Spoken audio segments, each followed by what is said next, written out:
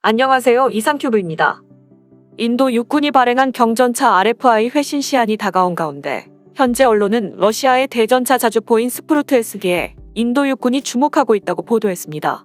인도 육군은 1947년 제1차 인도 파키스탄 전쟁과 1962년에는 인도 중국 국경 분쟁, 그리고 1971년에는 제3차 인도 파키스탄 전쟁에 M5와 PT-76 경전차를 산악지대 전투에 투입한 실적을 가지고 있었으나 점차 파키스탄과의 평야에서의 전투를 중시하게 되자 인도 육군의 핵심 전력은 경전차에서 주력전차로 넘어갔고, 때문에 여러 차례 제안된 경전차 도입 계획은 인도 육군의 상부에서 필요 없다라고 기각되었습니다.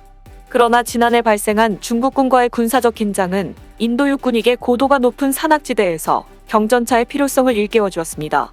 중국군과 대립한 카슈미르주 라다크 지역의 고도는 최소 2,500m 이상으로 인도 육군은 이 지역에 45톤의 러시아제 주력 전차인 T-90S를 배치했지만 중국은 주력 전차인 90-90보다 가볍고 고지대나 산악지대에서 사용하는 것을 전제로 설계된 33톤의 경전차 15식 전차를 투입해왔기 때문에 인도 육군은 고지대에서 중국과의 기동력 격차에 직면하게 되었습니다.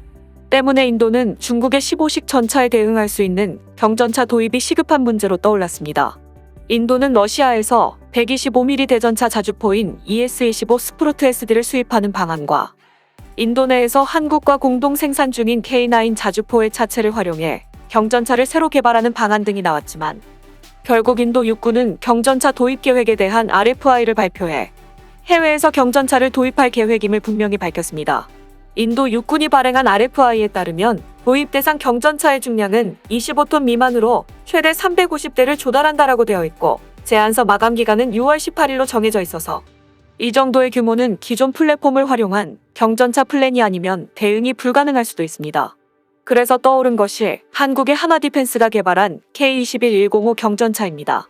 또한 인도 내에서 생산된 K9 바지라는 100대 생산을 마지막으로 더는 생산되지 않고 있으며, 지난 2월 18일을 마지막으로 생산이 끝난 K9 바지라의 생산 라인은 긴 휴식기에 들어가 있는 상태입니다.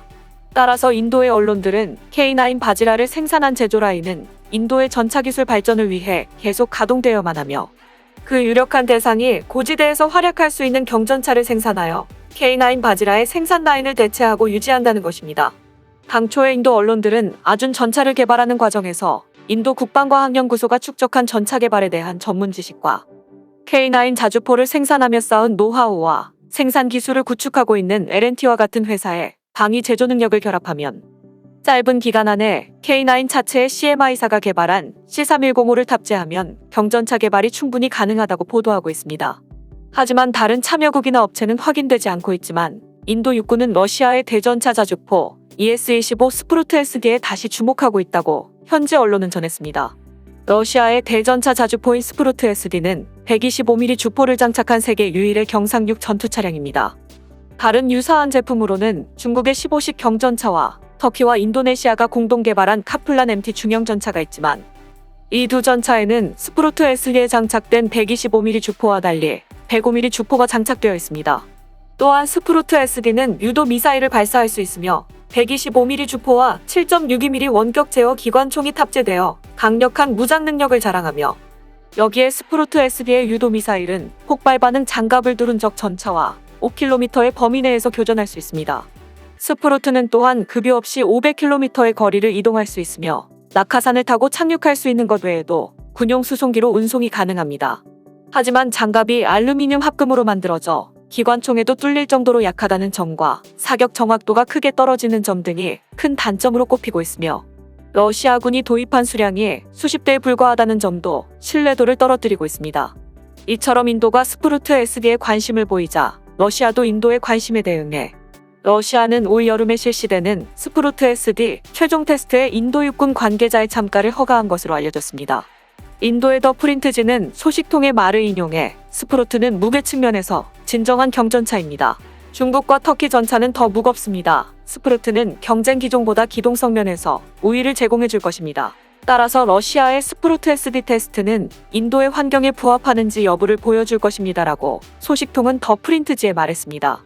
또한 개발 중인 전투 차량이 실시하는 시험에 다른 나라 관계자가 참가할 수 있도록 허용된 것은 첫 사례라고 주장했고, 인도 육군이 스프루트 SD에 관심을 갖는 것은 인도의 주력 전차인 러시아의 T-90S와 같은 구경의 주포탄을 사용할 수 있어 병참면에서 유리하기 때문이라고 설명했지만, 인도 육군과는 별도로 인도의 방위연구개발기구와 현재 업체인 라세넨투브로도 한국산 자주포 K9의 자체를 활용한 경전차 개발 계획을 협의 중이어서 하나디펜스의 K9-105 제안을 포함해 최종에는 뭐가 선택될지는 아직 미지수입니다.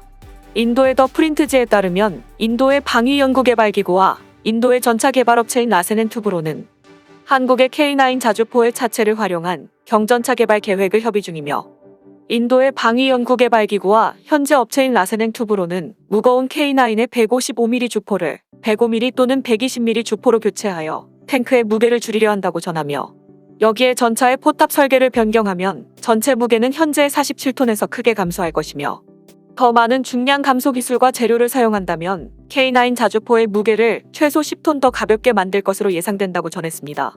현재 인도 육군의 목표는 K9 자주포의 무게를 약 30톤에서 35톤으로 맞춰 고도가 높은 산악 지역에 배치하는 것입니다. 현재 인도의 모디 수상은 메이크 인 인디아 이니셔티브라는 슬로건을 내걸고 수입에 의존하고 있는 무기의 자립화를 강력하게 추진하고 있습니다. 따라서 인도 국방부도 방위장비 조달에 관해 구체적인 스케줄을 제시하고 기한까지 국산품으로 전환하라고 강요하고 있어 러시아가 스프루트 SD의 현지 생산을 허가하지 않으면 아무리 인도 육군이 원해도 손에 넣지 못할 가능성이 높아져. 그렇게 되면 현지 생산에 적극 협력하고 있는 한국 기업과의 협력이 현실로 다가올 수 있습니다. 다만 스프루트 SD는 현재 인도 육군의 주력 전차인 T-90과 같은 125mm 탄을 사용할 수 있다는 점은 매력적이고, 전통적으로 러시아제 전투 차량을 도입하여 운용하고 있는 인도 육군이 쉽게 스프루트 SD를 포기할 수도 없을 것입니다. 특히 이번 인도의 경전차 사업에서 흥미로운 점은 인도 육군이 무인 항공기에 대한 방어 능력과 무인 항공기와의 연계 기능을 요구하고 있다는 점이며, RFI에 응하는 업체들은 6월 18일까지 잠정적인 비용 견적과 전차의 인도 스케줄 및 인도에 제공 가능한 기술 이전 리스트를 제출해야 합니다. 그래서 경전차의 무인 항공기에 대한 방어 능력은 이스라엘의 LB 시스템이 기술적 우위를 보이고 있어 특히 주목해야 할 부분입니다. 하나디펜스가 개발한 레드백에도 LB 시스템의 능동 방어 시스템을 장착하고 있을 정도로 LB 시스템의 기술은 뛰어납니다.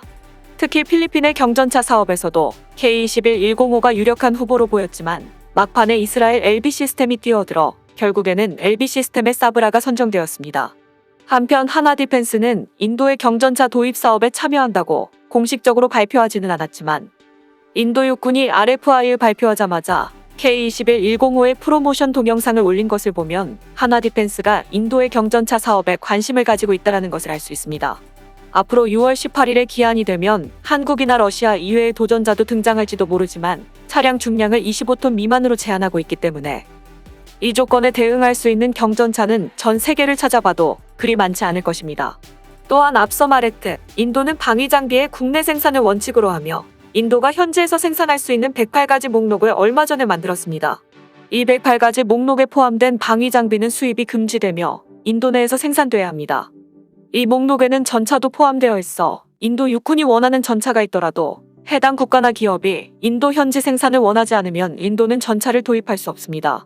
결국 인도 내 현지 생산이 아니면 도입할 수 있는 경전차는 제한되어 있기 때문에 꺼져가던 K9 자주포의 자체를 활용한 경전차 개발 계획은 인도 내에서 다시 부활한 것으로 보입니다.